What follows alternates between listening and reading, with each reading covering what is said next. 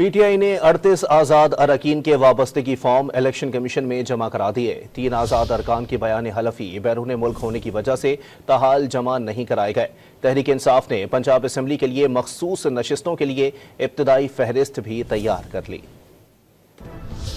पाकिस्तान तहरीक इंसाफ की मखसूस नशिस्तों से मुतालिक फैसले हतमी मराहिल में दाखिल हो गए। पीटीआई ने 41 में से 38 आज़ाद अरकान के वाबस्तगी फॉर्म इलेक्शन कमीशन में जमा करा दिए। 3 आज़ाद अरकान साहिबजादा महबूब सुल्तान, मुबीन आरिफ और रियाज फतेहाना के बयान हल्फी बैरून मुल्क होने की वजह से ताहाल जमा नहीं कराए गए।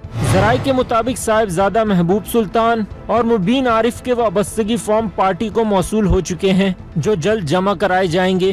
दूसरी जानिब तहरीक इंसाफ ने पंजाब असम्बली के लिए मखसूस नशिस्तों के लिए इब्तदाई फहरिस्त भी तैयार कर ली।